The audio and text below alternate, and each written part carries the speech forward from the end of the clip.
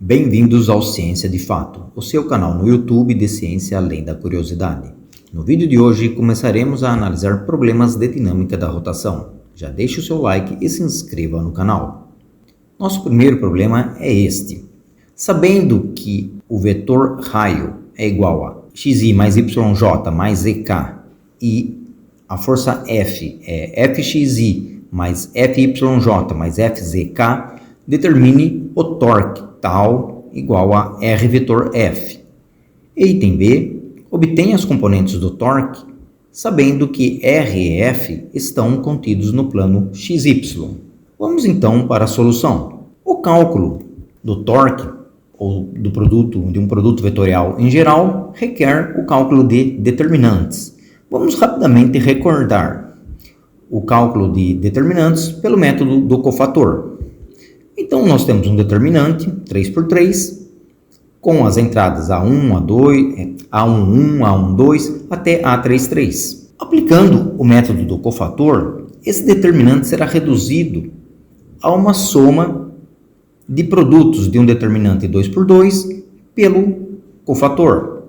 Esse determinante de ordem 2 por 2 é chamado de menor. E aqui, note, no segundo termo temos um sinal menos, então é mais, menos e mais.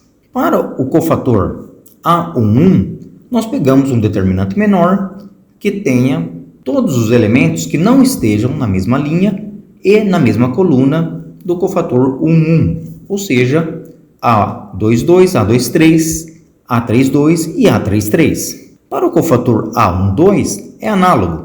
Nós vamos formar um determinante menor com todos os elementos que não estejam na primeira linha e na segunda coluna, ou seja, A21, A23, A31 e A33. E o mesmo para o terceiro cofator A13. Agora, nós vamos aplicar uma regra de cálculo de determinante conhecida como regra de Sarri, em que eu faço o produto da diagonal principal e subtraio a diagonal secundária. Então, aqui eu tenho o produto da diagonal principal menos a diagonal secundária, o que vai me resultar esta expressão aqui embaixo. Isso aqui representa, nesse caso aqui, um número. Vamos aplicar essa ideia no cálculo do produto vetorial. Então, temos um vetor R de componentes x, y, z e um vetor F de componentes fx, fy e fz. O produto vetorial R vetor F é dado pelo determinante da seguinte forma. Os vetores unitários I, J, K entram na primeira linha. O primeiro fator do produto vetorial entra na segunda linha, na forma de suas componentes, e as componentes do segundo fator entram na terceira linha. Aplicando o método cofator, então eu vou ter esta expressão aí.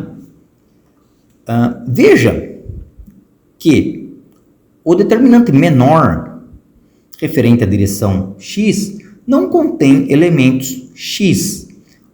O determinante menor em relação à direção y não vai conter nenhuma componente y, nem da posição e nem da força.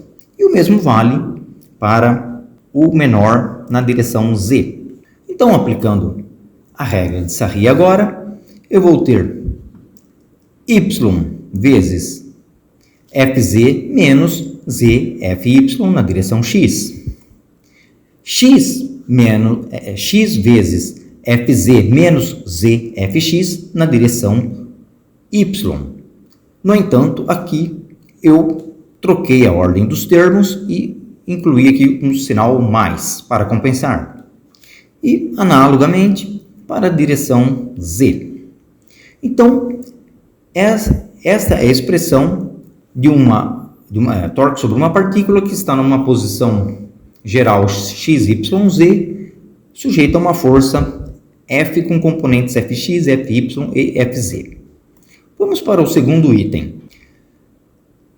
que propõe o que acontece quando tanto a força quanto a posição estão sobre o plano XY. Neste caso, a componente Z da posição é nula, assim como a componente Z da força. Para calcular o torque nessa situação, podemos partir da expressão acima, que é uma expressão geral, fazer Z igual a zero e Fz igual a zero. O que vai me resultar? Simplesmente XFy menos YFx na direção K. Note que os termos na direção X e na direção Y serão nulos, porque aqui eu tenho uma força, tem uma componente Fz, que é nula, no caso dos vetores R e F estarem no plano XY, então Fz é nula, aqui a posição Z é nula, Z é nulo, Fz é nulo, de modo que vai sobreviver apenas a componente Z do torque. Obrigado por assistir ao vídeo até aqui. Curta, comente e compartilhe. E não deixe de se inscrever no canal. Até o próximo vídeo.